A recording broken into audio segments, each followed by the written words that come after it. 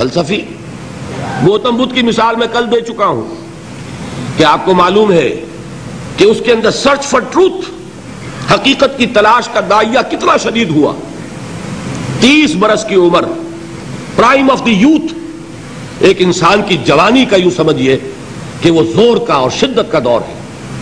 اور کپل وستو کا شہزادہ، وہ کوئی ایسا تو نہیں تھا، کوئی بھکاری نہیں تھا، کوئی وہ مانگ کر روٹیاں کھانے والا نہیں تھا. ایک بڑی حکومت تھی کپل وستو والی. اس کا وہ شہزادہ، وہ عین اپنی جوانی کے عروج کے وقت، at the prime of his youth, وہ محل چھوڑتا ہے، جوان بیوی کو چھوڑتا ہے، شیرخوار بچے کو چھوڑتا ہے اور جاتا ہے اور در در کی خاک چھانتا ہے. کوئی رشی، کوئی منی، کوئی گیانی، کوئی جاننے والا، کوئی انلائٹنڈ پرسن، کوئی کہ جسے حقیقت کا سراغ مل گیا ہو، کوئی مجھے بتائے کہ حقیقت کیا ہے. یہ میں نہیں کہتا کہ اسے کیا ملا کیا نہیں ملا، اور جو کچھ آج گوتم بدھ کی طرف منسوب کیا جا رہا ہے وہ صحیح نسبت ہے اس کی یا غلط ہے.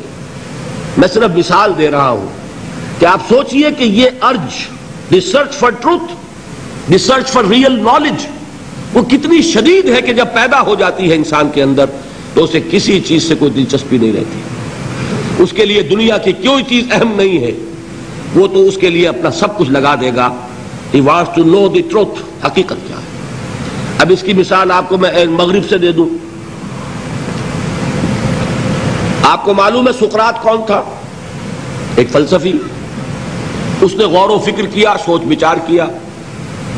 یونان میں اس وقت جو باتیں مانی جا رہی تھی اس نے ریجیکٹ کیا، یہ غلط ہے.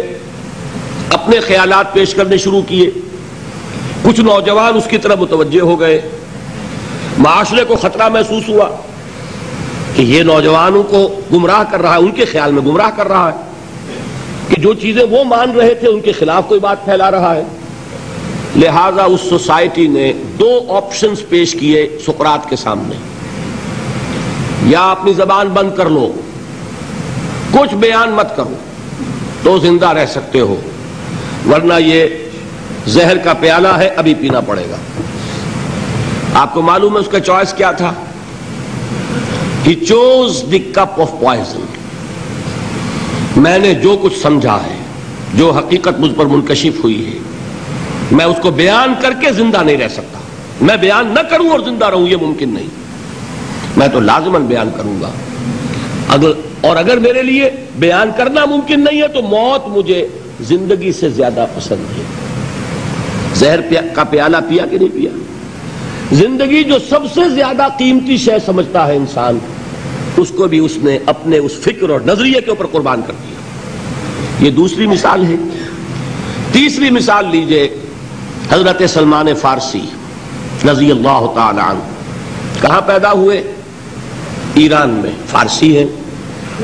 باپ ایک بہت بڑے آتش کدے کا چیف پریسٹ تھا، سب سے بڑا پجاری.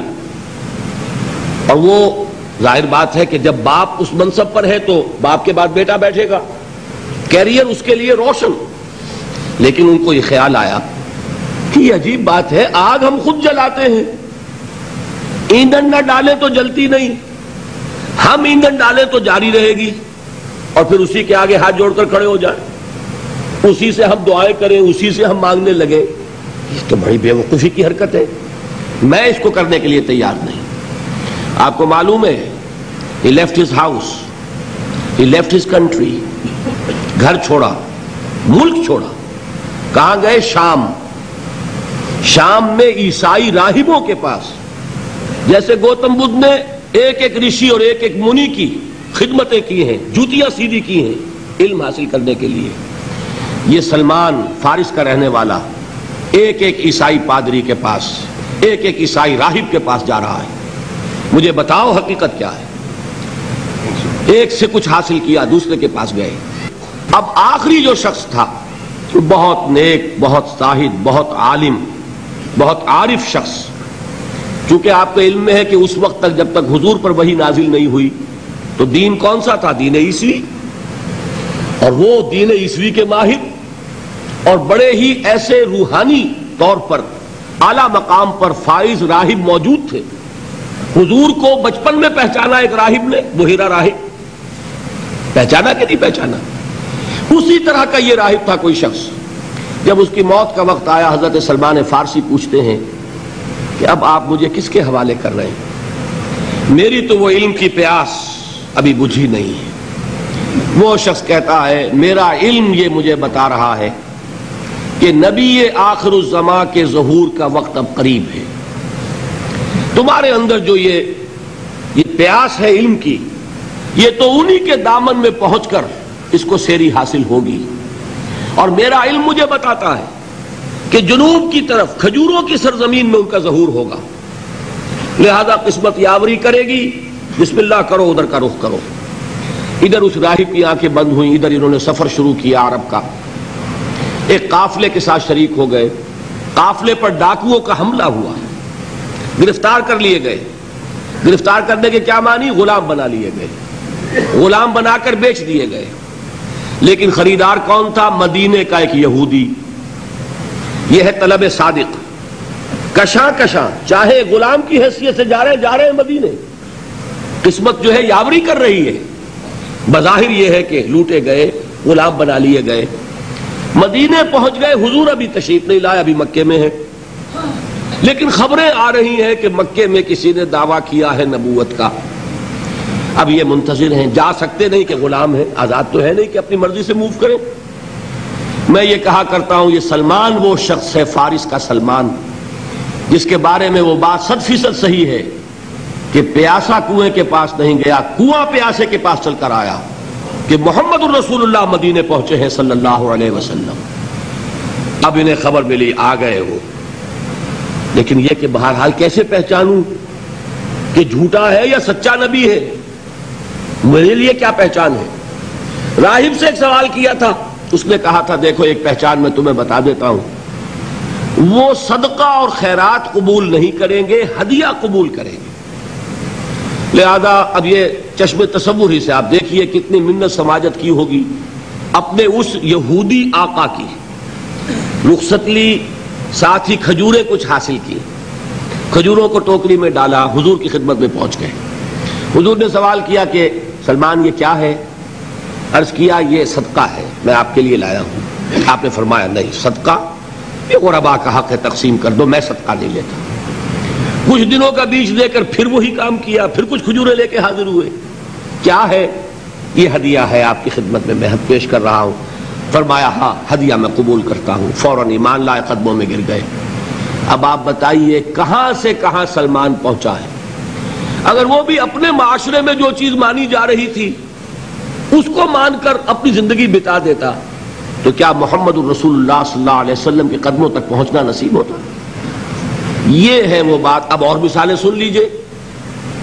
ورقہ ابن نوفل ہیں، مکے کے رہنے والے ہیں، لیکن ان کا دل پھر گیا یہ بتوں کو پوجنا چیبانی دارد، بے جان مورتیاں خود ہم تراشیں، ان کو پوجیں. لہذا وہ اب حقیقت کی پیاس میں گئے. کہاں؟ مکے سے چل کر شام پہنچے. اس وقت تک حضور تو پیدا تو ہو چکے ہیں، ولادت ہو چکی ہے، وحی کا آغاز نہیں ہوا. لہذا ورقہ کہاں پہنچے ہیں؟ شام.